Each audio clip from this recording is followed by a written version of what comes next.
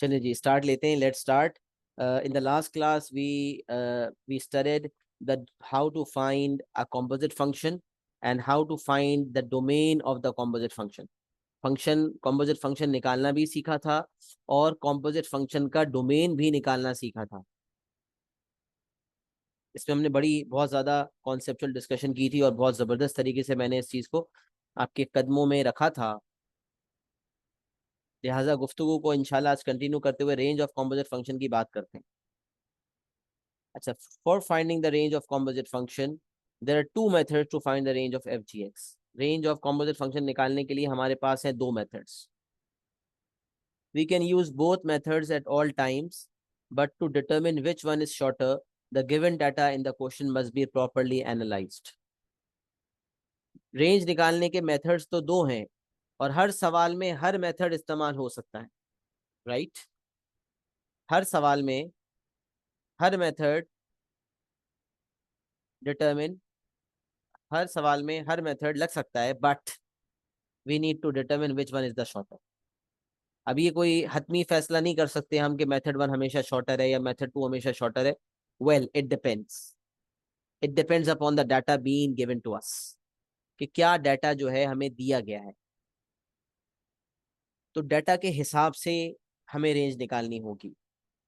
तो पहला मेथड क्या है, बहुत ही ज्यादा लॉजिकल, बहुत आसानी से समझ आ जाने वाला, कि if we need to find the range of F G x, composite function की रेंज निकालनी है ना, तो कॉम्पोजिट फंक्शन कौन सा वाला, तो अभी हम एफ जी एक्स की रेंज निकालने की बात कर रहे हैं.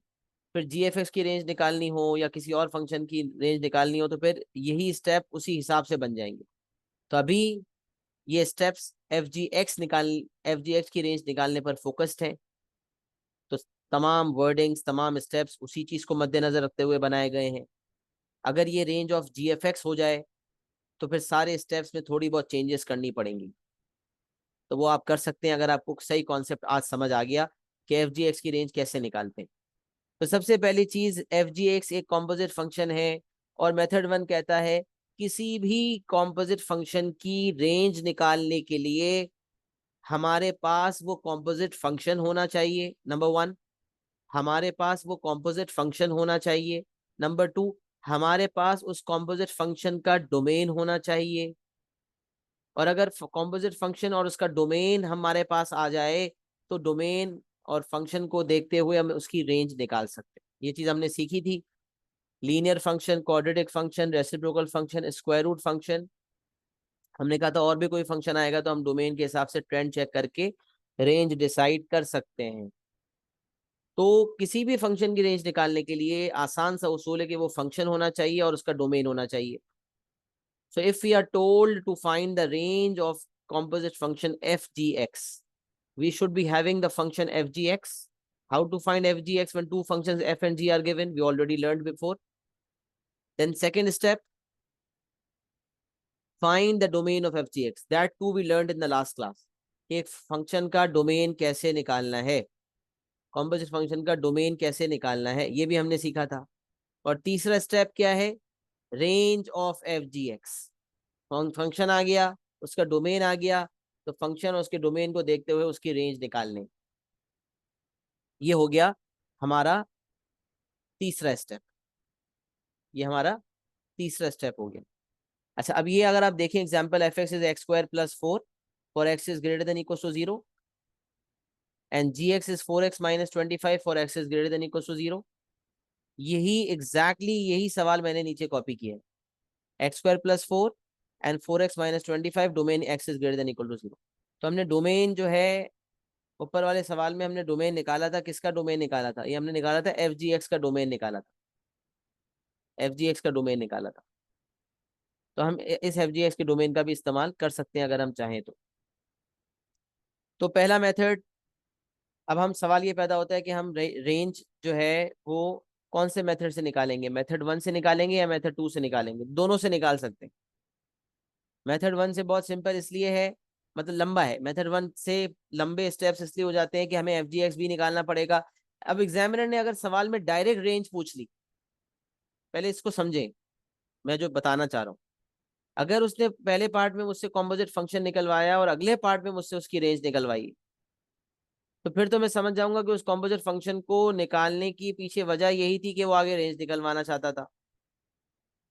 But if composite function was not found, examiner has not asked us to find composite function, and he has directly asked us to find the range of the composite function, then this means if we are finding the composite function as well, then we are enhancing the process for finding the range. We are increasing the number of steps. तो यहाँ पता ये चला कि अगर हम F G x की या किसी भी कॉम्पोजिट फंक्शन की रेंज निकालना चाहते हैं तो उस कॉम्पोजिट फंक्शन को निकाले बगैर भी हम उसकी रेंज निकाल सकते। तो पहली चीज तो ये कि फंक्शन एफ जी एक्स निकालें, पहला मेथड, फिर उसका डोमेन निकालें और फिर उसकी रेंज निकालें। और दूसरा मेथड कहता है कि एफ जी एक्स की रेंज निकालने के लिए एफ जी एक्स निकालने की जरूरत ही नहीं है, बल्कि रेंज ऑफ जी एक्स निकालें और रेंज ऑफ जी एक्स को एफ एक्स का नया डोमेन कंसिडर कर लें। The range of g x will become the domain of f x. If we have to find the range of fx, if we find the range of fx using this new domain, we will get the range of fgx. अब ये जो है ना, ये आपके सामने method number 2 जो आपको मुझे सही तरीके से समझाना पड़ेगा कि ये कैसे बना सर, ये मतलब क्या है, इसको याद करना है, रट्टा मारना है या इसको समझना है। तो लास्ट क्लास में जो कॉन्सेप्चुअल डिस्कशन की थी, अगर किसी ने वो कॉन्सेप्चुअल डिस्कशन मिस की है लास्ट क्लास मिस करने की वजह से, तो पहले वो क्लास वो देखेगा, उसके बाद उसको ये ज्यादा बेहतर तरीके से समझ आएगा। जैसे कुछ स्टूडेंट्स हमारे साथ नए भी हैं और कुछ ऐसे भी जिन्होंने लास्ट क्लास नहीं ली थी, उन्होंने शायद रिकॉर्डिंग देख ली है, लेकिन जो नए हैं जिनकी आज पहली क्लास है उनके लिए फिर ये है कि अगर आज का लेक्चर ले, समझ तो आएगा कुछ ना कुछ, लेकिन अगर लेट सपोज नहीं समझ आता तो फिर पिछला लेक्चर देखें और उसके बाद दोबारा ये वाला लेक्चर देखें तो फिर समझ में आएगा। सही है। बहरहाल मेरी कोशिश होगी इंशाल्लाह कि हर बच्चा जो क्लास में मौजूद है उसको एटलीस्ट बॉटम लाइन समझ आ जाए कि किस तरह से काम करना है। तो अगर मैं आपके सामने यहाँ पर ये रेंज निकालनी है मुझे, range of F G x and g F x, अगर मैं मेथड नंबर 1 के थ्रू दोनों रेंजेस निकालूं, फिर आ जाऊंगा मेथड नंबर 2 पे। सही है। उसके लिए हम ये कर सकते हैं कि हम जो है ये कर सकते हैं कि इस पेज को हम डुप्लीकेट कर सकते हैं। तो अगर ये पेज हमारा डुप्लीकेट हो जाए, करंट टेम्पलेट डुप्लीकेट हो गया, सही है भाई, ये सेम पेजेस 2 दफा आ गए, सही है। तो हम पहले मेथड नंबर 1 के थ्रू करते हैं, फिर मेथड नंबर 2 के थ्रू कर लेंगे इंशाल्लाह। तो मेथड नंबर 1 के थ्रू हम काम करना शुरू कर रहे हैं अपना। मेथड नंबर 1 क्या कह रहा है? मेथड 1 कहता है कि if you have to find, अच्छा आपके पास तो नोट्स ऑलरेडी मौजूद हैं, आप मेथड 1 अपना डायरेक्ट लिख लें और मेथड 2 के लिए कोई रफ पेज वगैरह निकाल लें, ले लीजिएगा, और उसमें फिर आप नोट्स लिखकर, या अगर आप पहले देखें हो सकता है कि आपको जगह मिल जाए छोटा करके आप लिख लें। तो मुझे तो खोल खोल के बयान करना है, इसलिए मुझे बहुत बड़ा लिखना होगा, पहले आप अच्छी तरह सुन लेंगे और उसके बाद लिख लेंगे। तो फिर अगर जगह नहीं बची तो फिर एक पीस ऑफ पेपर लेकर उसमें लिखकर फिर आप नोट्स के साथ उसको अटैच कर दीजिएगा, तो कोई मसला नहीं, नॉट अ बिग डील। अच्छा मेथड नंबर 1 है if you have to find the range of F G x, तो सबसे पहले आप फाइंड करेंगे एफ जी एक्स फंक्शन मेथड नंबर 1 के मुताबिक। तो पहला स्टेप है find the f ji x function. तो एफ जी एक्स फंक्शन निकालते हैं। तो एफ जी एक्स फंक्शन का मतलब है, क्या मतलब है कि एफ फंक्शन में जी इनपुट करना है। तो एफ फंक्शन में जी इनपुट कर लें जरा। तो एफ फंक्शन में जी इनपुट करने का मतलब है F function x square plus 4 है, एक्स स्क्वायर प्लस 4 में 4x माइनस 25 डाल दें एक्स की जगह पे, x square plus 4, x square plus 4 था, एक्स की जगह पे हमने क्या डालना है, 4x माइनस 25। तो ये 4x minus 25 whole square plus 4 हो गया आपका फंक्शन। तो पहला स्टेप है एफ जी एक्स फंक्शन निकालो, आ गया। अगला स्टेप क्या है भाई, ये डैश बनाने की जरूरत भी नहीं है, ऐसे बस कर लेते हैं। एफ जी एक्स फंक्शन निकाल लिया, अगला स्टेप कहता है domain of F G X निकालो, domain of F G X निकालो। अच्छा अब ये domain of F G X जो है हमने पिछली क्लास में यहाँ से निकाला हुआ है, पूरा स्टेप फॉलो किया था। तो हम काम कर सकते हैं कि domain of F G x निकालने के लिए हमने ये सारे स्टेप्स जो किए थे इसको मैं अभी आपके सामने कॉपी कर लेता हूँ, और कॉपी करके इसको यहीं भी पेस्ट कर देते हैं। ये जो है यहाँ से इसको हटाया, इसको हम ऊपर ले आए।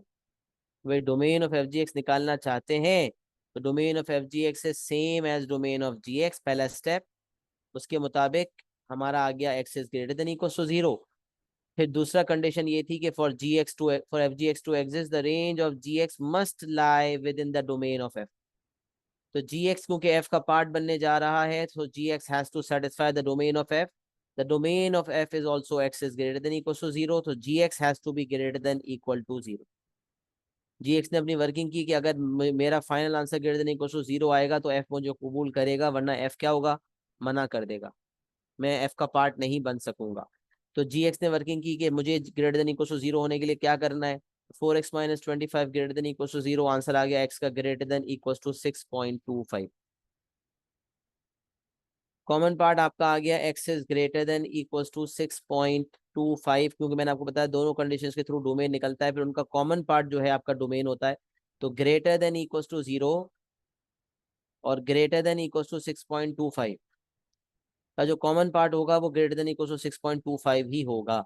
तो इसका कॉमन पार्ट हो गया ग्रेटर देन इक्वल्स टू 6.25। अच्छा, अब पहला स्टेप था एफ जी एक्स की रेंज निकालनी थी, मेथड नंबर 1 के थ्रू पहला स्टेप था एफ जी एक्स फंक्शन निकालो, स्टेप नंबर 1। दूसरा स्टेप था domain of F G X निकालो, स्टेप नंबर 2। तीसरा था कि अब रेंज निकालो, कि भाई आपके पास फंक्शन कॉम्पोजिट वाला मौजूद है, उस फंक्शन का डोमेन आपके पास मौजूद है, उस फंक्शन को और उसके डोमेन को देखते हुए उसकी रेंज निकाल लो।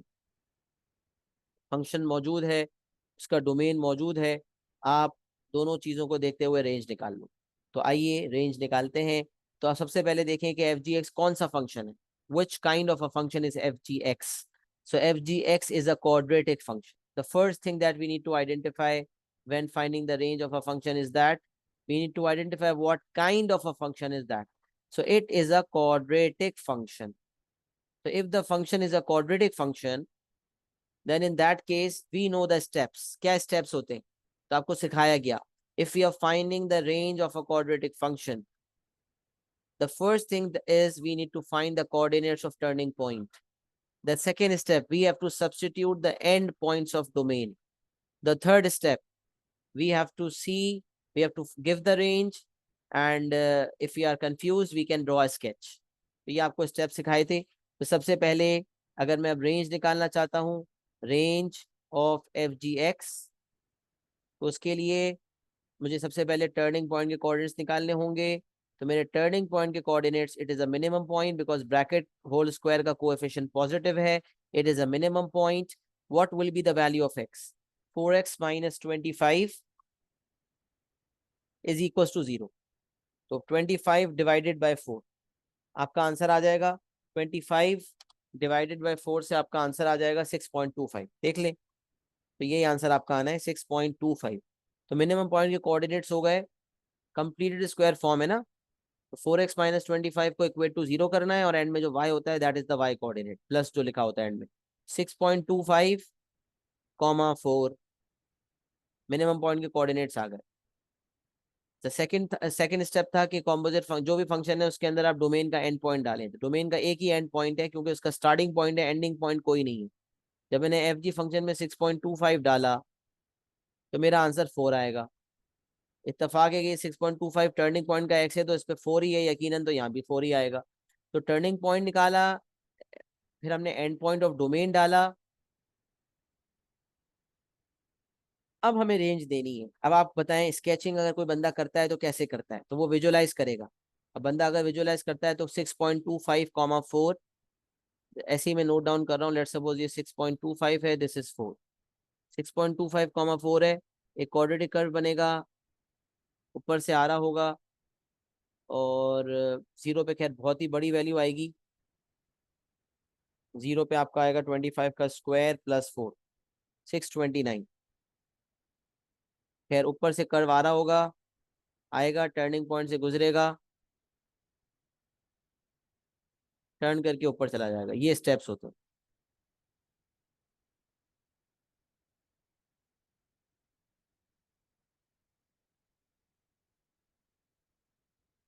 सही है जी, इस तरह का आपका कर्व बनेगा। अच्छा, अब सवाल ये पैदा होता है कि डोमेन आपका कहाँ से शुरू हो रहा है। डोमेन 6.25 से शुरू हो रहा है, इसका मतलब शुरू का हिस्सा हमें लेना ही नहीं है, तो मैं ये हिस्सा लूंगा ही नहीं, तो मैं ये काट रहा हूँ। Now I am removing this. I am removing this part, ये पार्ट मैंने डिलीट करना। ये मैंने 629 लिया था, इसकी भी मुझे जरूरत नहीं। तो ये मेरा हिस्सा बन गया।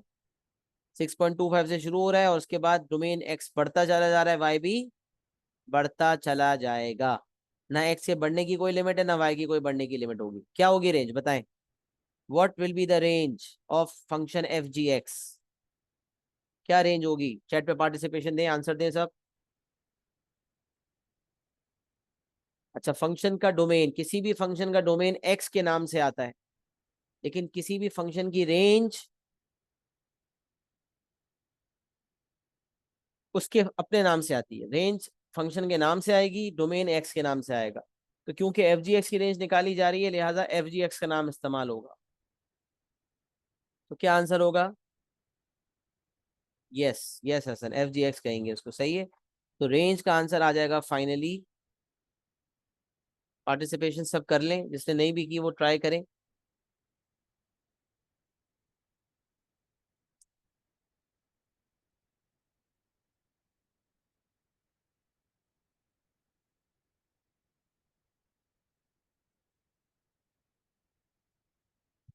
बिल्कुल सही। The range would be f ji x is greater than equals to 4। 4 से स्टार्ट हो रही है और ऊपर जाने की कोई लिमिट नहीं है।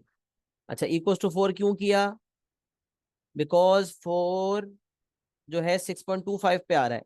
6.25 is included in the domain, therefore this 4 will be included in the range. तो इक्वल्स टू का साइन बहुत जरूरी है। तो range of F G x will be greater than equals to 4। दोनों मेथड से हम रेंज निकाल रहे हैं, ये देखने के लिए कि क्या दोनों मेथड से हमारी रेंज का आंसर सही आता है या नहीं आता। सही है। तो मेथड नंबर 1 से जो है मैंने आपके सामने range of F G x निकाल ली। अब मेथड नंबर 1 के थ्रू हम जी एफ एक्स की बात करते हैं। सही है, जो सारा काम हमने एफ जी एक्स के लिए किया था, अब हम सारा काम जी एफ एक्स के लिए करते हैं।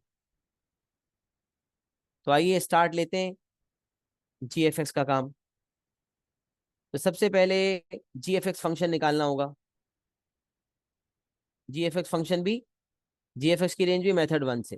तो जी एफ एक्स फंक्शन निकालना होगा। जी एफ एक्स फंक्शन निकालने के लिए जी फंक्शन में एफ आ जाएगा। जी फंक्शन में एफ आ जाएगा। तो जी फंक्शन वॉज 4x-25। 4x-25 में एक्स की जगह पे x² + 4 आ जाएगा। तो 4x-25 में एक्स की जगह पे x² + 4 आ जाएगा, -25। तो 4 टाइम्स x² + 4 -25। 4x-25 में एक्स की जगह पे मैंने एफ एक्स फंक्शन रिप्लेस कर दिया। सही है। इसके ऊपर बहुत डिटेल में बात की थी जब हम कॉम्पोजिट फंक्शन पढ़ रहे थे, लिहाजा मैं बहुत ज्यादा इसमें गहराई में नहीं जा रहा। अच्छा, अब ये जो है, जब इसने आपने इसको मल्टीप्लाई किया तो ये हो जाएगा 4x² + 16 - 25। ये हो जाएगा 4x² - 9। 16 - 25 करेंगे, ये -9 हो जाएगा। ये आपका जी एफ एक्स फंक्शन आ गया। पहला स्टेप, जी एफ एक्स फंक्शन आ जाना। अच्छा, एक सवाल पूछ रहा हूँ, यहाँ भी जी एफ एक्स फंक्शन एक क्वाड्रेटिक फंक्शन है, राइट? क्या ये quadratic function completed square form में है या इसे कंप्लीटेड स्क्वायर फॉर्म में करना पड़ेगा? Q F means quadratic function, and my question is the answer of which you are going to give on chat, is gfx a quadratic function? The answer is a yes. Is it in completed square form or do we need to convert it into completed square form? So share your answers in the chat quick.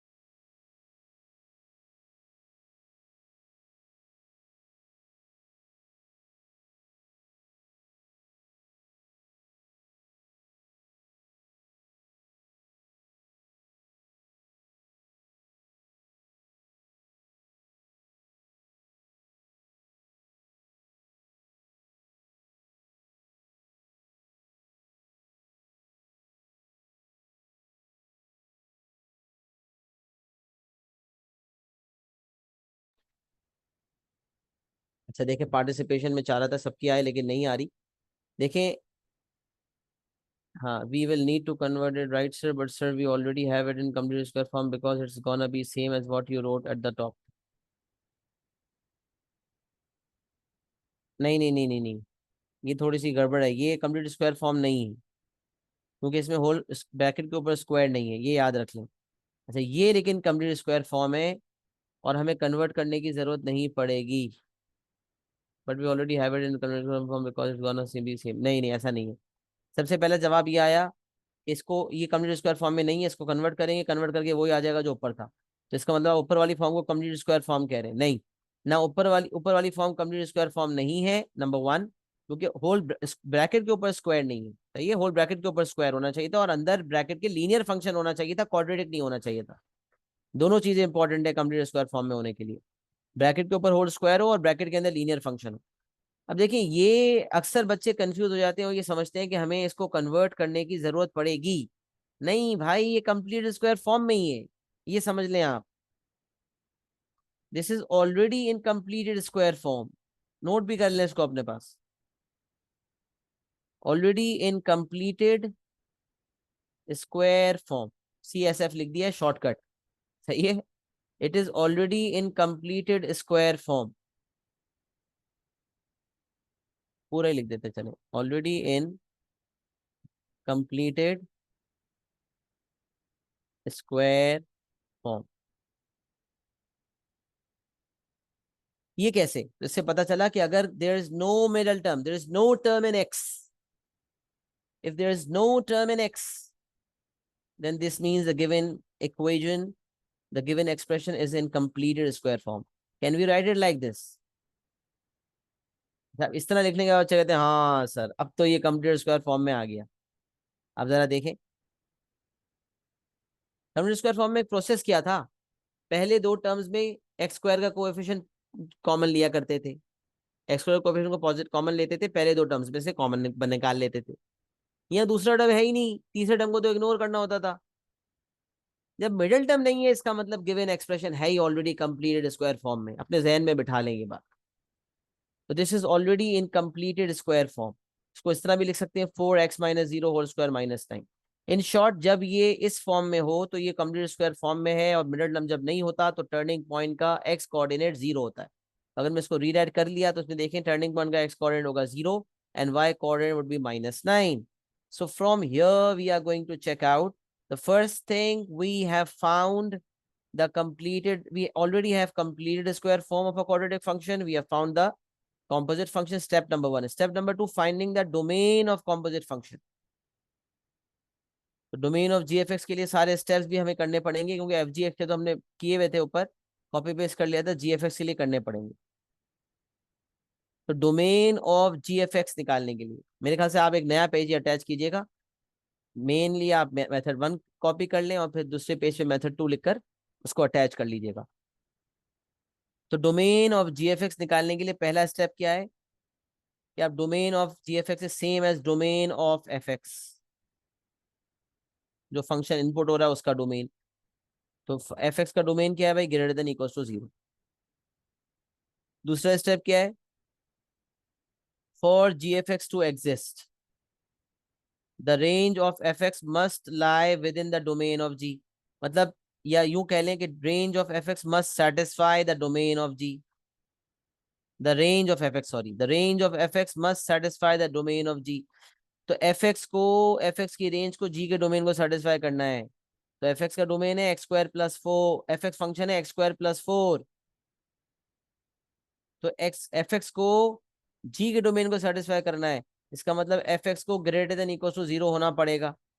अच्छा, FX ने अपनी working शुरू की, तो x²+4 greater than equal to 0। अच्छा, अब यहाँ मजीद working नहीं हो सकती, it can not be solved any further, क्योंकि अगर मैं करूंगा तो x² is greater than equal to -4 हो जाएगा, and this is always true. अब देखें, एक तो ये कि आप x की वैल्यूज निकाल नहीं सकेंगे क्योंकि square root of -4 does not exist, लेकिन एक बात और सोचें, x²+4 में मैं x की वैल्यू कोई भी डाल दूं, आंसर हमेशा पॉजिटिव ही आना है। इसका मतलब x²+4 is not valid for specific values of x, but it is always true. This thing is always true. ये बात हमेशा true है. This is always true, and we can say that this is true for x belongs to real number. तो इससे ये पता चला कि कंडीशन नंबर 1 से मेरा डोमेन निकल गया, कंडीशन नंबर 2 से मेरा डोमेन निकल ही नहीं रहा. मतलब निकलने से मुराद मैं निकाल नहीं पा रहा हूँ. फिर मुझे रियलाइज हुआ कि नहीं, निकाल तो नहीं पा रहा, लेकिन जब मैं सोचूं तो x² + 4 में कोई भी x डाल दिया जाए, आंसर हमेशा ग्रेटर देन 0 ही आना है. इक्वल टू भी नहीं, बल्कि हमेशा ग्रेटर देन 0 ही आना है. देयरफॉर ये बात तो हमेशा ट्रू है कि x² + 4 is always greater than equal to 0. Therefore यहाँ से अगर मैं x की कोई वैल्यू लिखता भी हूं तो I will say that this particular thing is valid for x belongs to real number. और x greater than equal to 0 और x belongs to real number का जो जो कॉमन पार्ट है वो x is greater than equal to 0 होगा. लिहाजा यहाँ पर मेरा जो डोमेन लॉक हो जाएगा, जो कॉमन पार्ट वाली बात है, that is x is greater than equal to 0. ये मेरा कॉमन पार्ट होगा. x is greater than equals to 0 will be my common part. This will be my locked domain.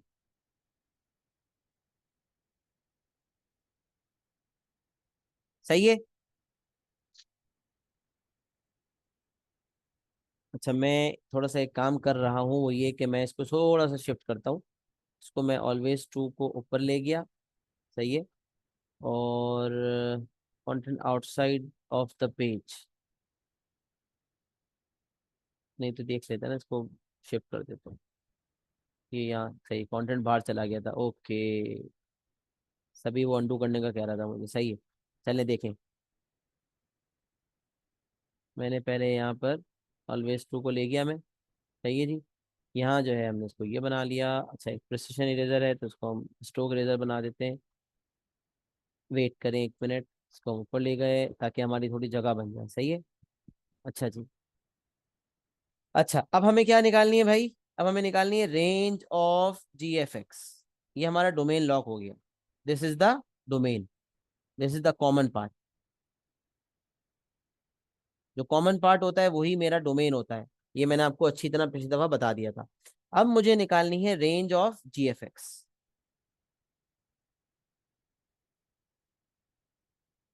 तो रेंज ऑफ GFX अगर मैं निकालना चाहता हूँ, सही है, तो रेंज ऑफ GFX निकालने के लिए मेरे पास मेथड नंबर 1 के मुताबिक GFX फंक्शन है जो ऑलरेडी कंप्लीट स्क्वायर फॉर्म में है. मेरे पास उसका डोमेन मौजूद है और मुझे उसकी रेंज निकालनी है. तब मेरे पास स्टेप्स क्या हैं, आइए स्टेप देखते हैं. Step number 1, find the coordinates of turning point. तो यहाँ पर x-0 whole square, x square का जो कोएफिशिएंट है +4 है, it is going to be a minimum point. The coordinates will be x coordinate 0 and y coordinate -9. Minimum point होगा, coordinates हो जाएंगे 0, -9. Minimum point, the coordinates will be 0, -9. सही है. अच्छा, मिनिमम पॉइंट के कोऑर्डिनेट्स आने के बाद अगला स्टेप क्या था कि आप एंड पॉइंट ऑफ डोमेन डालें. तो यहाँ भी अगर मैं एंड पॉइंट ऑफ डोमेन डाल दूं तो जीएफ फंक्शन में मैं अगर 0 डाल दूं तो एंड पॉइंट 0 ही है. Greater than equal to 0 domain है, एंड पॉइंट 0 ही है. 0 डालने पे मेरे पास जो है -9 ही आना है. तो यहाँ भी एंड पॉइंट डालने पे रेपिटेशन हो गई. जैसे यहाँ भी 6.25, 4 आया था, एंड पॉइंट भी 6.25 था, तो वो 4 वाली वैल्यू हुई आई.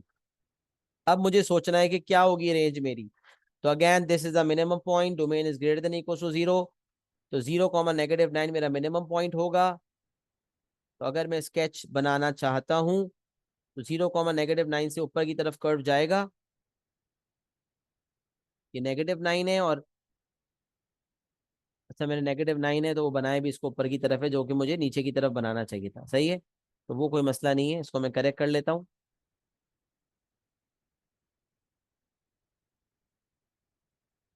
यहाँ से यूं कर्व बनेगा. ये सही है. This is -9. ये मेरा -9 हो जाएगा.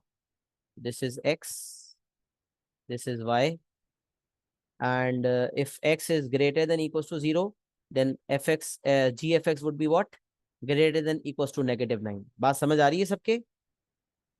तो रेंज मेरी क्या लॉक हो गई, जी एफ एक्स, क्योंकि मिनिमम वैल्यू है 0, -9, right.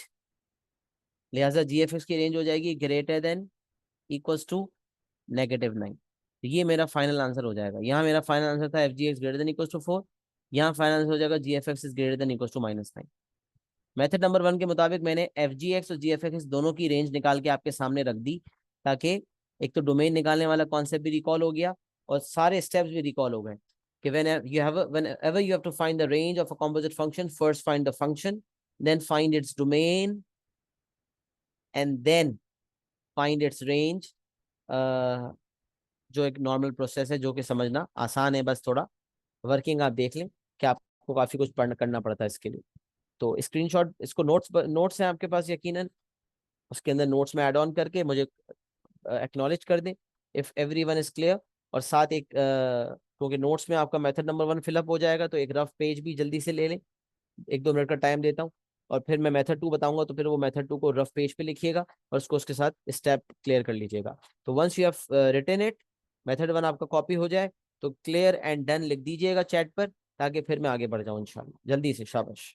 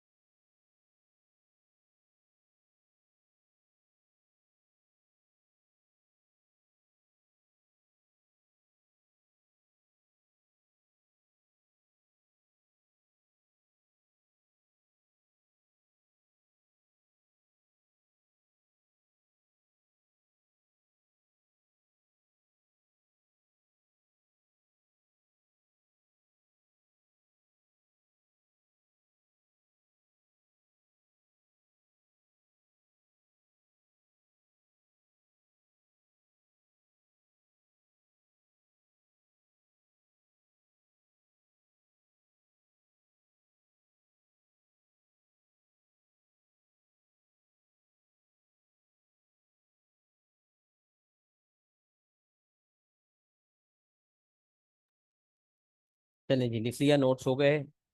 Moving forward towards method number 2। Method 1 सबको क्लियर हो गया, सही है। मेथड नंबर 2 पे आ जाते हैं और दोनों को मेथड नंबर 2 से करते हैं। What is method number 2? अब प्रॉपर समझने की जरूरत है, राइट? क्योंकि मेथड नंबर 1 तो बिल्कुल मतलब उसमें कुछ ज्यादा समझने के लिए टेक्निकल पॉइंट ऑफ व्यू से बस थोड़ा लेंदी है, बट लॉजिकल है ना, कि एफ जी एक्स निकाला, उसका डोमेन निकाला, उसकी रेंज निकाली, सही। अब मेथड नंबर 2 ये कहने जाता है, मेथड 2 ये कहता है कि भाई एफ जी एक्स की रेंज निकालने के लिए एफ जी एक्स का होना भी जरूरी नहीं है, एफ जी एक्स फंक्शन का होना भी जरूरी नहीं है, और एफ जी एक्स फंक्शन का डोमेन होना भी जरूरी नहीं है। तुम direct F G x function की रेंज निकाल सकते हो, मतलब डायरेक्ट छक्का मारो। तो कैसे हो सकता है ऐसा ना, तो ये जरा समझने की जरूरत है। तो वो जो प्रोसेस मैंने आपके सामने रखा था एक दफा, जब मैं कॉम्पोजिट फंक्शन समझा रहा था, तो मैंने एक आपके सामने बात रखी थी। मैं उस पर रिविजिट भी कर सकता हूँ ताकि आपको बात समझ आए।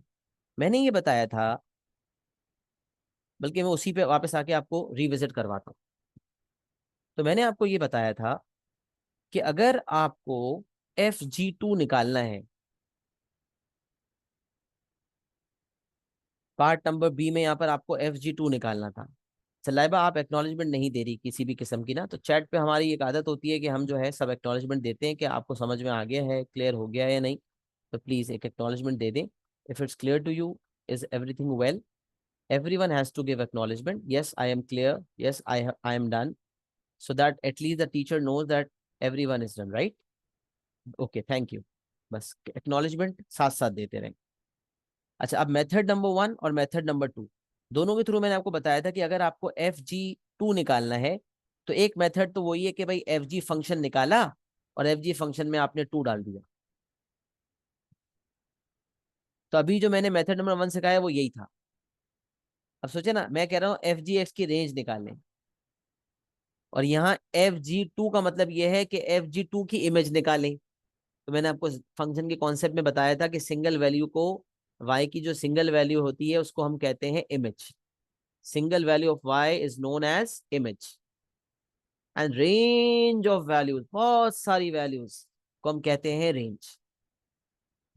तो FG2 का मतलब यह है कि FG फंक्शन में जब मैंने 2 डाला, जब FG फंक्शन में मैंने 2 डाला, तो मेरे पास उसकी क्या आ गई? इमेज आ गई। डोमेन वैल्यू 2 डालने पे मेरे पास इमेज आ गई। तो इसका एक तरीका तो ये था कि मैंने FG फंक्शन निकाला जो कि आपके सामने है, और FG फंक्शन में मैंने 2 डाल दिया। इसको इस तरह सोचें, FG फंक्शन निकाला और FG फंक्शन में उसका डोमेन डाल दिया। What was 2? FG फंक्शन का इनपुट 2 था ना, तो इनपुट इनपुट को हम कहते हैं डोमेन, आउटपुट को हम कहते हैं रेंज। FG फंक्शन में 2 का इनपुट डाला तो 3 का आउटपुट आया।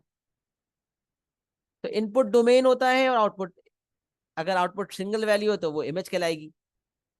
तो अभी इसको इमेज और रेंज के चक्कर को छोड़ के रेंज का लफ्ज इस्तेमाल करता हूं सिर्फ समझाने के लिए कि FG फंक्शन निकालने पर FG फंक्शन का डोमेन डाला, FG फंक्शन का डोमेन डाला तो FG फंक्शन की रेंज आ गई। वैसे तो ये इमेज है क्योंकि ये सिंगल वैल्यू है, लेकिन सिर्फ अभी आगे जो समझाने जा रहा हूं उसमें रेंज का लफ्ज है ना, तो वो बात बताने के लिए मैं अब यहाँ इसको रेंज कह रहा हूं।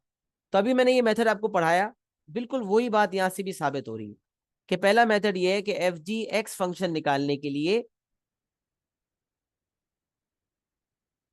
FG की रेंज निकालने के लिए आप FG फंक्शन का जो डोमेन है उसको FG फंक्शन में डाल दें। तो FG फंक्शन निकाला, FG फंक्शन में FG फंक्शन का डोमेन डाला, तो मेरे पास FG फंक्शन की इमेज आ गई। सही है, इसको मैं कह रहा हूं रेंज आ गई। तो FG फंक्शन निकाला, FG फंक्शन में उसका डोमेन डाला, तो हमारे पास FG फंक्शन की रेंज आ गई। ये मेथड नंबर 1 सीखा हमने। अच्छा, मेथड 2 ये था कि भाई FG2 निकालने के लिए FG का निकालना ही जरूरी नहीं है। रादर अगर आप पहले G2 निकाल लें और G2 को F फंक्शन में डाल दें तो भी आपका काम हो जाएगा। तब सोचें, ये जो मेथड 2 है जो अब मैं करवाने जा रहा हूं, इसके अल्फाज सुने।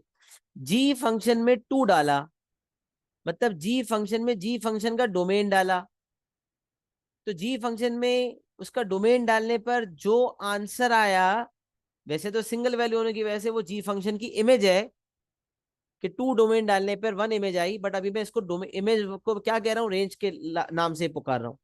तो जब जी फंक्शन में जी फंक्शन का डोमेन डाला तो मेरे पास जी फंक्शन की रेंज आ गई।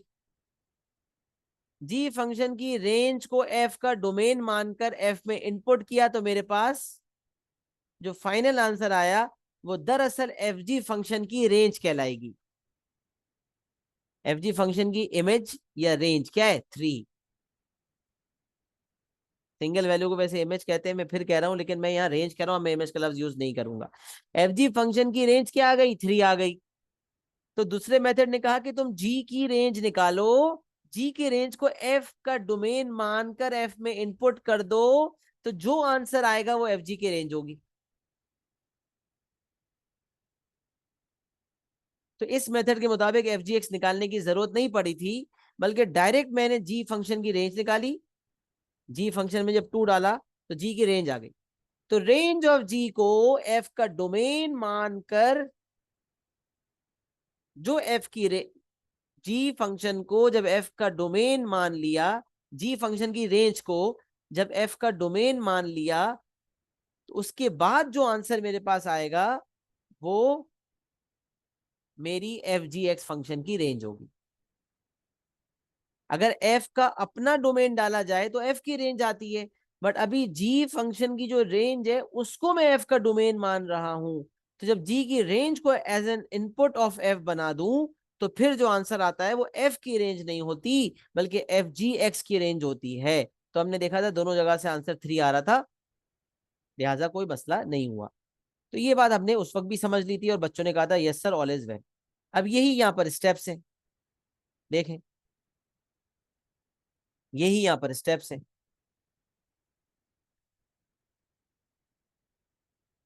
Method number 2, find the range of F G x. तो एफ जी एक्स की रेंज निकालना चाहता हूं, कुछ नहीं करना, पहले तो ब्रैकेट बना लें बस। अब देखें, अब सोचें, खुद समझ आएगा। जी एक्स निकाल लो, जी एक्स का जी एक्स निकाल लो मतलब जी एक्स की रेंज निकाल लो, और जी एक्स की रेंज को एफ का इनपुट मान लो, क्योंकि एफ के अंदर जी एक्स ही तो इनपुट हो रहा है। तो जी एक्स की रेंज निकाल के उसको एफ के अंदर इनपुट कर दो, मतलब इन शॉर्ट उसके एफ का डोमेन मान लो। तो पहला स्टेप क्या है, find the range of g x. पहला स्टेप ये, जी एक्स की रेंज निकाल लो। जो एफ का इनपुट है वो जी एक्स की रेंज है, लिहाजा जी एक्स की रेंज निकाल लो। अब the range of g x will become the domain of f x. क्योंकि ये जी एक्स एफ का इनपुट है, आपको नजर आ रहा है, तो जी एक्स की जो रेंज होगी उसे एफ का इनपुट बना दो, मतलब उसे एफ का डोमेन मान लो। Input is domain, output is range. तो जी एक्स की रेंज को एफ का नया डोमेन मान लो।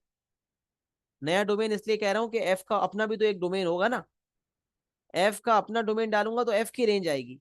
लेकिन अभी जी एक्स की रेंज को एफ का डोमेन मानूंगा तो फिर एफ एक्स की रेंज नहीं आएगी बल्कि एफ जी एक्स की रेंज आएगी। तो the first find the range of g x, then the range of gx will become the domain of fx. If we find the range of fx using this new domain, fx की range fx के domain को देखते हुए निकाली जाएगी, तो fx की range आएगी, fx की रेंज fx के डोमेन के मुताबिक आएगी, तो fx की रेंज निकलेगी।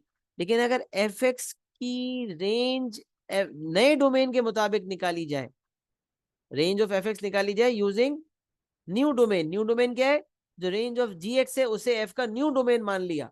तो अगर रेंज ऑफ जी एक्स को एफ का डोमेन माना, एफ का अपना डोमेन नहीं माना, एफ का अपना डोमेन नहीं लिया, बल्कि जी एक्स की जो रेंज निकली थी उसे एफ का डोमेन मान लिया, तो अब जो रेंज निकलेगी ना, अब जो एफ एक्स की रेंज निकलेगी, ये रेंज जो है वो एफ एक्स की नहीं होगी बल्कि एफ जी एक्स की होगी। सही है। तो अब मैं इसको अप्लाई करने जा रहा हूं। अगर आपको मेथड 2 से रेंज निकालनी है तो सबसे पहले आपने कहा कि मैं जी एक्स की रेंज निकालता हूं। अब जी एक्स की रेंज आप देख लें, जी एक्स एक लीनियर फंक्शन है। जी एक्स की रेंज निकालने के लिए आपने कहा कि भाई रेंज ऑफ जी एक्स निकालते हैं। तो जब रेंज ऑफ जी एक्स आपने निकालने का सोचा, पहला स्टेप, तो आपने कहा जी एक्स तो एक लीनियर फंक्शन है, 4x minus 25 is a linear function. Linear function का जब डोमेन मौजूद हो तो इंस्ट्रक्शन थी कि भाई इनपुट कर दें। When I have substituted 0 I have got -25। फिर मैंने कहा था ट्रेंड चेक करना। ट्रेंड चेक करने की जरूरत नहीं पड़ती अगर आपको ये पिक हो गया कि लीनियर फंक्शन का जो ग्रेडियंट है वो पॉजिटिव है। So if the domain of the linear function is positive, as x increases y will also increase. Therefore जब x 0 से बढ़ेगा तो y जो है या gx जो है वो -25 से बढ़ेगा। आंसर बनेगा gx is greater than equal to -25। But अगर आप ट्रेंड चेक करना चाहते हैं, सॉरी मैंने ये f0 लिख दिया, माय बैड, g0 होगा। जी फंक्शन में 0 डाला -25, जी फंक्शन में मैंने बढ़ा के 1 डाला, तो ये हो जाएगा -21। 4 -25 -21 and it will keep on increasing. तो जैसे जैसे x बढ़ता जाएगा रेंज gx की बढ़ती जाएगी। Therefore the range of gx is greater than equals to -25। ये आ गई रेंज ऑफ gx।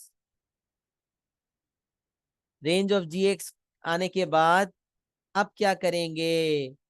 अब जो रेंज ऑफ जी एक्स है वो एफ का क्या बनेगी? इनपुट बनेगी। जी मैंने गलती से F0 लिख दिया था, G0 है। सही है सर, मैंने करेक्शन कर दिया ऑलरेडी। जी में 0 डाला -25 आ गया, right, it was my bad. अच्छा, तो मैं क्या बात कर रहा था, हाँ, find the range of F G x निकाल रहे थे। तो जी एक्स की रेंज निकाली और जी एक्स की रेंज निकाल के एफ का इनपुट मान लिया। तो अब मैं आपके सामने रखने जा रहा हूँ। वे एफ एक्स फंक्शन क्या है? x² + 4। एफ एक्स फंक्शन का डोमेन क्या है? Greater than equal to 0। लेकिन अगर मैं फंक्शन एफ एक्स वाला लूं, लेकिन जो जी एक्स की रेंज आई थी उसे एफ का इनपुट मान लूं, उसे एफ का डोमेन मान लूं, तो फिर जो एफ एक्स की रेंज आएगी वो एफ एक्स की रेंज नहीं होगी बल्कि एफ जी एक्स की रेंज होगी। This is what I am going to write now, के F, now the function F x is x² + 4 and its original domain was greater than equals to 0. But if we consider the range of gx as its revised domain, steps के मुताबिक जो gx की range I थी उसे fx function का new domain मान लो। मैंने लिख भी डोमेन के अंदाज में ही दिया, x is greater than equal to -25, सिर्फ समझाने के लिए, जरूरी नहीं था इस तरह से लिखना, लेकिन आपको समझाने के लिए इस तरह से लिखना जरूरी है। तो मैंने जब gx की रेंज निकाल ली तो फिर fx फंक्शन का नया डोमेन मान लिया इसको। अब आप भूल जाए सारे मामला। अब आप समझे एफ एक्स फंक्शन है और ये उसका डोमेन है। हालांकि हकीकतन ये उसका डोमेन नहीं है, ये जी एक्स की रेंज है जिसे एफ का डोमेन माना जा रहा है। तो तभी तो अब जो रेंज आएगी ना वो एफ एक्स की रेंज नहीं होगी बल्कि एफ जी एक्स की रेंज होगी। तो अब आप सोचें, ये एक फंक्शन है quadratic function, and because there is no middle term, it is already in completed square form. The x coordinate will be 0, the y coordinate will be 4। तो यहाँ से टर्निंग पॉइंट के कोऑर्डिनेट्स मैंने देखे, तो ये एक मिनिमम पॉइंट बनेगा। The coordinates will be 0, 4।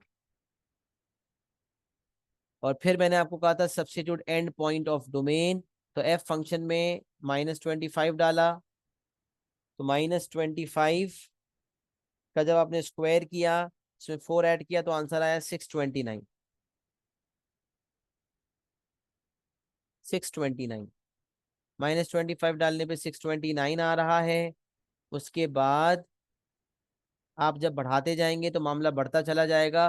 लेकिन जब मामला सही से समझना था तो मैंने कहा भाई स्केच कर लेते हैं,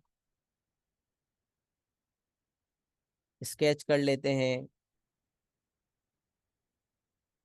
तो हमने स्केच करने की बात की तो हमें पता चला कि -25 पे तो बहुत बड़ा आंसर है, -25 पे तो बहुत बड़ा आंसर है विच इज 629। और 0 पे जो है वो मेरा आंसर आ रहा है 4, ये मार्क कर दिया। अब आपने स्केच की कोशिश की, जब स्केच प्लॉटिंग हुई तो पता चला ऊपर से कर्व आएगा, मिनिमम तक पहुंचेगा और टर्न कर जाएगा।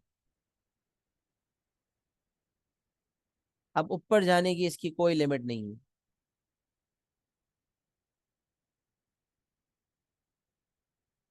ऊपर जाने की इसकी कोई लिमिट नहीं है। तो अब देखेंगे एक प्रॉपर क्वाड्रेटिक कर्व था जो यहाँ से -4 से शुरू, -25 से शुरू हो रहा है और एक्स बढ़ता चला जा रहा है। अब कोई बच्चा कह सकता था ग्रेटर देन इक्वल 629 रेंज है, बट वो तो गलत हो गया। जब -25 से डोमेन इंक्रीज हो तो 629 से कम होते होते माइनस मामला जो है +4 तक पहुंचा। 4 मिनिमम वैल्यू थी, क्योंकि टर्निंग पॉइंट का एक्स डोमेन में शामिल है, लिहाजा टर्निंग पॉइंट के वाई को रेंज में शामिल करेंगे। तो टर्निंग पॉइंट का वाई तो मिनिमम वैल्यू है, मिनिमम वैल्यू 4 है। तो आप देखें 629 खाली नाम का ही है, निकालने का फायदा कोई नहीं, क्योंकि -25 से एक्स बढ़ा, वाई कम होते होते 4 तक पहुंचा। अब ऊपर जाने की वैसे ही कोई लिमिट नहीं है, तो मेरी रेंज क्या होगी बता दें। स्केच को देखते हुए रेंज क्या होगी, एक्स बढ़ने की कोई लिमिट नहीं, वाई बढ़ने की कोई लिमिट नहीं। तो बताएं रेंज क्या होगी। कोई अगर 629 की बेसिस पर रेंज देता तो गलती हो जाती। रेंज होनी क्या चाहिए थी बता दें। Everyone's participation is required on the chat, सब आंसर दें please.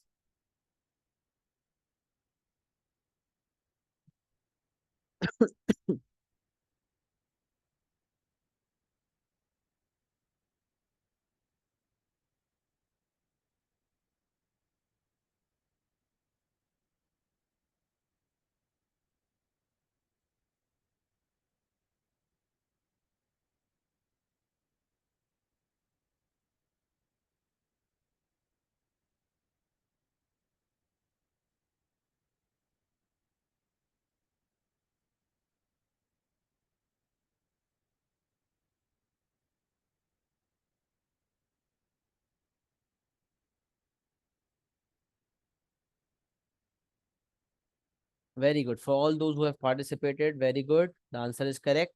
Those who have not participated, please participate and share your answers. जल्दी से बताएं, इससे पहले कि मैं नाम लूं। प्लीज बता दें, क्योंकि मेरे पास ट्रैक रहता है किसने नहीं आंसर दिया। जल्दी से, शाबाश। Range of f x, range of F G x आएगी ना। एफ फंक्शन है, लेकिन ये जो डोमेन है ये एफ एक्स का ओरिजिनल डोमेन नहीं है। अगर एफ एक्स का ओरिजिनल डोमेन होता तो एफ एक्स की रेंज आती, लेकिन क्योंकि मैंने जी एक्स की रेंज को एफ का नया डोमेन मान लिया है, लिहाजा अब जो रेंज आएगी वो एफ एक्स की रेंज नहीं होगी, बल्कि वो एफ जी एक्स की रेंज होगी। तो एफ जी एक्स की रेंज हो जाएगी f ji x is greater than equal to 4। Very good. 629 से बॉटम लाइन ये है कि 629 से हमारा कोई लेना देना ही नहीं है। 629 से हमें कोई फायदा हासिल नहीं हुआ। ये मेरा आंसर हो जाएगा एफ जी एक्स का। अब ऊपर भी देखें, मेथड 1 के थ्रू हमारा आंसर क्या आया था, F G x is greater than equal to 4। Method 1 के थ्रू भी यही आया, और मेथड थ्रू 2 के भी थ्रू क्या आया, f ji x is greater than equal to 4। तो एफ जी एक्स का मैच हो गया। अब मैंने कहा एग्जाम में आप मैच भी करना चाहते हैं ना, तो दोनों मेथड से निकाल के चेक भी कर सकते हैं। वैसे इतना टाइम होता नहीं है, लेकिन किसी के पास लेट सपोज पेपर जल्दी हो गया और टाइम है तो वो रीचेक कर सकता है। लेकिन एग्जाम में हमें कोई एक मेथड लेना होता है और फिर वो वाला लेते हैं जो ज्यादा तेज काम करता है। अच्छा, अब अगर मैं मेथड 2 की बात करूं, जी एफ एक्स पर, मुझे जी एफ एक्स की रेंज निकालनी है, सही है। I have to find the range of g F x. तो पहला स्टेप क्या है भाई, कि range of g F x निकालने के लिए रेंज ऑफ एफ एक्स निकालें। yes, both methods are applicable on all the questions, but अगर मार्क्स एक या दो हैं रेंज निकालने के लिए, यूजुअली एक ही नंबर होता है रेंज निकालने का, जो कि बहुत कम होता है। तो फिर वो डाटा के हिसाब से हम फैसला करते हैं कि हमें क्या करना है। तो मैं तो बड़ी तफसील से डिटेल में जा जाके एक एक स्टेप की वर्किंग कर रहा हूँ। इतनी वर्किंग भी करने की जरूरत नहीं होती, एक नंबर के लिए इतनी वर्किंग करने का टाइम थोड़ी है, लेकिन अगर कर दोगे तो मसला नहीं, आदत होगी तो जल्दी जल्दी हो जाएगी। असल चीज तो आंसर देना ही है। तो अभी आपको डिटेल में समझाने का पर्पस ये है कि आप अच्छी तरह से इंटरनलाइज करके, जब प्रैक्टिस हो जाएगी तो फिर आप भी इंशाल्लाह सेकंड्स में काम करेंगे ये वाला। तो जीएफएक्स की रेंज अगर आपको निकालनी है तो बिल्कुल दोनों मेथड्स हमेशा अवेलेबल हैं, बट कोई भी एक मेथड आप कीजिएगा, दोनों करेंगे टाइम होगा नहीं। अच्छा, जीएफएक्स की रेंज निकालने के लिए सबसे पहले एफ एक्स की रेंज निकाल लो, जो इनपुट है। जैसे एफ जी एक्स में जी एक्स वॉज द इनपुट, तो यहाँ एफ एक्स जो है वो जी का इनपुट है, लिहाजा एफ एक्स की रेंज जी का इनपुट बनेगी। तो पहले एफ एक्स की रेंज निकाल लेते, तो सबसे पहला स्टेप हो गया रेंज ऑफ एफ एक्स निकाल लो।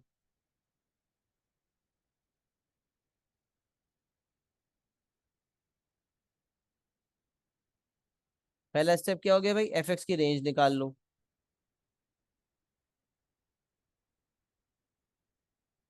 अच्छा, एफ एक्स की रेंज निकालने के बाद, जब एफ एक्स की रेंज निकल गई, तो एफ एक्स की रेंज निकलने के बाद क्या करेंगे?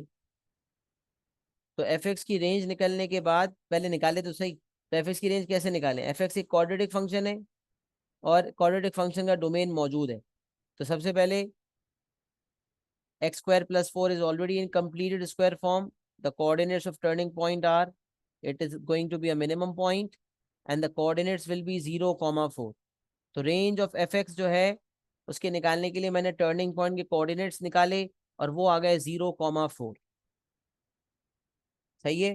फिर अगला स्टेप क्या हो गया, substitute and points of domain. तो एफ एक्स फंक्शन में एफ एक्स फंक्शन के डोमेन का एंड पॉइंट 0 डाला, तो आंसर 4 आ गया। और यहां से मेरे पास एफ एक्स की रेंज लॉक हो गई। मिनिमम पॉइंट 0, 4 है, एंड पॉइंट भी 0 ही है, तो एक्स 0 से बढ़ता चला जाएगा, तो वाई 4 से बढ़ता चला जाएगा। लिहाजा एफ एक्स की रेंज मेरे पास क्या आ जाएगी, f x is greater than equal to 4। तो पहला स्टेप क्या था, एफ एक्स की रेंज निकालने। क्यों भाई, एफ एक्स की रेंज जी एक्स का इनपुट है। पहला स्टेप हो गया, रेंज ऑफ एफ एक्स निकालें। ये जो मेथड्स लिखे हुए हैं ये एफ जी एक्स के हिसाब से लिखे हुए हैं, लेकिन हम वही चीज अब जी एफ एक्स के हिसाब से अप्लाई कर रहे हैं। तो जी एफ एक्स में एफ क्योंकि इनपुट है, तो एफ की रेंज निकाली। एफ की रेंज क्योंकि जी का इनपुट है, तो उसे जी का डोमेन मान लिया।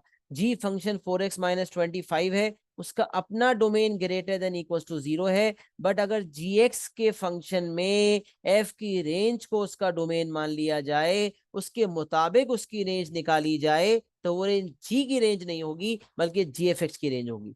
तो फिर अगला स्टेप हमने कहा कि भाई जी एक्स फंक्शन लिखते हैं। G x function will be 4x - 25। G x का अपना डोमेन, जी एक्स का अपना डोमेन तो ग्रेटर देन इक्वल टू 0 है। जी एक्स का अपना डोमेन तो ग्रेटर देन इक्वल टू 0 है। बट इस वक्त मैं जी एक्स के डोमेन, एफ एक्स की रेंज को जी एक्स का नया डोमेन मान रहा हूं। तो एफ एक्स की range greater than equal to 4 थी, लिहाजा जी एक्स के डोमेन को भी x is greater than equal to 4 मान लिया। उसके बाद जब मैंने 4 वैल्यू सब्स्टिट्यूट की कि लीनियर फंक्शन है, एंड पॉइंट डालते हैं, तो 4 डालने पे आंसर आ गया -16 - 25 - 9। फिर मैंने बढ़ाना शुरू किया। जब बढ़ाना शुरू किया, 5 डाला, तो मुझे समझ में आया कि ट्रेंड ये है भाई, 4 5 20 -5 -5। तो मैंने कहा जब x बढ़ना शुरू हुआ, तो जी एक्स वाई भी बढ़ना शुरू हो गया। तो यहां से मेरे पास जो रेंज आएगी, जी एक्स का, जी एक्स फंक्शन में मैंने नया डोमेन मान लिया, तो अब जो रेंज आएगी वो जी एक्स की रेंज नहीं होगी, बल्कि जी एफ एक्स की रेंज होगी, क्योंकि ये एफ एक्स की रेंज जी एक्स का नया डोमेन बना था। एफ एक्स की रेंज जी एक्स का नया डोमेन बनी थी, लिहाजा जी एक्स फंक्शन और range of f x as new domain of g x, इसकी बेसिस पर जो रेंज आएगी वो जी एक्स की रेंज नहीं होगी, बल्कि जी एफ एक्स की रेंज होगी। तो जी एफ एक्स की जो रेंज आई, g F x will be greater than equal to -9। देखिए, 4 पे -9 आया, फिर एक्स बढ़ता जाएगा, वाई भी बढ़ता जाएगा, तो आंसर हो जाएगा G F x is greater than equal to -9। ये मेरा फाइनल आंसर बन जाएगा, G F x is greater than equal to -9। G F x is greater than equal to -9 method 1 के थ्रू भी यही आया, और मेथड 2 के थ्रू भी G F X greater than equal to -9 ही आ गया। ये जो है आपके सामने मैंने मेथड 2 भी प्रॉपर तरीके से रख दिया। दोनों मेथड से मैंने आपको दोनों की रेंज करवा दी, एफ जी एक्स की भी और जी एफ एक्स की भी। तो मेरे ख्याल से एक बहुत थोरो तरीके से कॉन्सेप्ट आपके सामने रेंज ऑफ कॉम्पोजिट फंक्शन का पहुंच गया, कि कभी आपसे कॉम्पोजिट फंक्शन की रेंज पूछी जाए तो आपको प्रॉब्लम ना हो। सही है, स्क्रीनशॉट भी ले लें, बल्कि नोट्स भी बना लें, और कॉपी करने के बाद लिख दें डन एंड क्लियर, तो मुझे पता चलेगा कि दोनों सबको डन भी है, क्लियर भी है। कोई कंफ्यूजन है तो यू कैन ऑलवेज आस्क।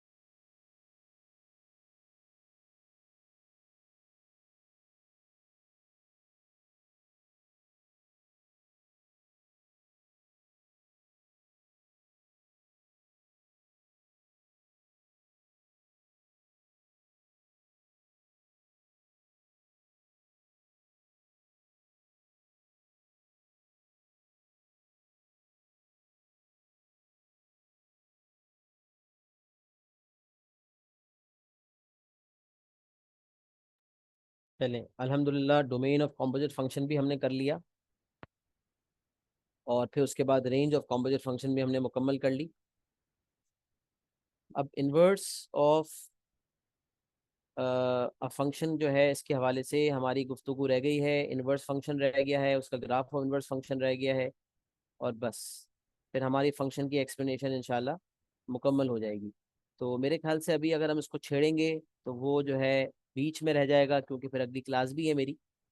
तो इसको फिर इंशाल्लाह हम नेक्स्ट वीक फंक्शंस की एक्सप्लेनेशन को मुकम्मल कर लेंगे। फंक्शन की एक्सप्लेनेशन में जो मेरे पास ट्रांसफॉर्मेशन वाला एरिया, दैट इज डिफरेंट, वो बाद में होगा कवर। पहले हम फंक्शंस की कैटेगरी जो एक्सक्लूडिंग ट्रांसफॉर्मेशन वाली है उसको समझ के उसके पास वापस करेंगे प्रॉपर। बहुत सवालात होंगे प्रैक्टिस के इसके, तो उसके सवालात करेंगे, और इंशाल्लाह जो है वो आप लोगों से मैं अगले हफ्ते इसकी एक्सप्लेनेशन को मुकम्मल करने के बाद सवालात की पीडीएफ भी शेयर करूंगा, आप लोग को टास्क भी दिया जाएगा, और उसके बाद फिर इंशाल्लाह आप लोग फुल भरपूर प्रैक्टिस करके, और बल्कि मेरे पास कुछ जो सवालात की रिकॉर्डिंग्स हैं पास्ट में जो मैंने सवालात वगैरह करवाए थे, तो मैं अब सोच रहा हूँ कि क्योंकि थोड़ा सा हमें पेस को बढ़ाने की ज़रूरत होगी, तो मैं उसके लिए ये करूँगा कि वो सवालात जो मैंने ऑलरेडी करवाए हुए हैं, जैसे शुरू के मेरे 2017-18 तक 19 तक कंपाइलेशन पहले थी, तब मैंने उसको एक्सटेंड किया, तो वो नए सवालात तो रिकॉर्डिंग्स में नहीं होंगे, लेकिन जो पुराने सवालात की रिकॉर्डिंग्स मेरे पास जितनी होंगी ना, वो उसको अटैच कर दूंगा इंशाल्लाह अगले हफ्ते जब एक्सप्लेनेशन मुकम्मल होगी। तो उससे ये होगा कि आप लोग शुरू के सवालात रिकॉर्डिंग से देखकर करेंगे, और फिर करते चले जाएंगे, मसले मसाइल भी उसमें से कुछ हल हो जाएंगे, फिर जो बचेगा वो मुझसे पूछेंगे, और जो लेटेस्ट सवाल होंगे वो भी मुझसे पूछ लेंगे मसले मसाइल। तो इंशाल्लाह थोड़ी रिकॉर्डिंग्स का भी इस्तेमाल करेंगे सवालात के हवाले से। एक्सप्लेनेशन तो सारी अपने सामने ही दूंगा इंशाल्लाह, लेकिन सवालात की कुछ रिकॉर्डिंग्स का इस्तेमाल करेंगे ताकि थोड़ी हमारी पेस बढ़े ना, क्योंकि सिलेबस काफ़ी लेंदी है, तो हमें थोड़ा सा पेस बढ़ाने की ज़रूरत होगी इंशाल्लाह। तो हो जाएगा अल्लाह के हुक्म से, बस डेडिकेशन के साथ मेहनत के साथ काम करें। जो पुरानी असाइनमेंट्स वगैरह हैं वो सबमिशन करनी है इंशाल्लाह, तो मैं आपको बता दूंगा। जितना अब तक फंक्शंस पढ़ा है, बहुत इंपॉर्टेंट बहुत कॉन्सेप्चुअल एरिया आपके सामने रख दिया, और ये कॉम्पोजिट फंक्शन का डोमेन और रेंज निकालने कॉन्सेप्चुअल एरिया समझा जाता है। इतनी गहराई में ना किताबों में लिखा होता है, ना इतना अच्छी तरह से बयान होता है, बट इस पे मैंने इस एरिया में बड़ा काम किया, बड़े नोट्स बनाए आपके सामने। हर चीज़ जो समझा रहा हूँ वो अल्फाजों में अंग्रेजी में लिखी हुई भी है। तो आपने ये करना है कि बस प्रॉपर तरीके से जितना अब तक पढ़ा है, क्वाड्रेटिक क्वाड्रेटिक को भी एक अच्छा रिकैप दे दें, और अनकरीब क्वाड्रेटिक का टेस्ट इंशाल्लाह अनाउंस करूंगा एक स्लॉट निकाल के। तो क्वाड्रेटिक के टेस्ट के लिए क्वाड्रेटिक को एक दफ़ा रिव्यू करके क्वाड्रेटिक की मजीद प्रिपरेशन भी करें। जो क्वाड्रेटिक के सवालात हैं उसको एज एन असाइनमेंट भी सबमिट करवाऊंगा इंशाल्लाह। और फंक्शन जितना पड़ा है उसको भी अच्छी तरह थोरो रिवाइज करें इंशाल्लाह। अनकरीब आपसे मुलाकात होगी, तब तक अपना बहुत सारा ख्याल रखें। किसी को किसी भी हवाले से कभी कोई कन्फ्यूजन हो, कोई मसला हो, तो हमेशा जो है छोटी मोटी चीज़ कोई व्हाट्सएप पर डिस्कस हो सकती है। कोई मुश्किल लगेगी चीज़ तो मैं कहूँगा मैं क्लास में समझा दूंगा, वरना मुझसे आप रास्ते में रहें इंशाल्लाह। कोई कन्फ्यूजन, कोई घबराहट हो, टेंशन हो, तो स्टे कनेक्टेड। बहुत सारा अपना ख्याल रखें और दुआ में मुझे याद रखें। अस्सलामु अलैकुम व रहमतुल्लाहि व बरकातहू।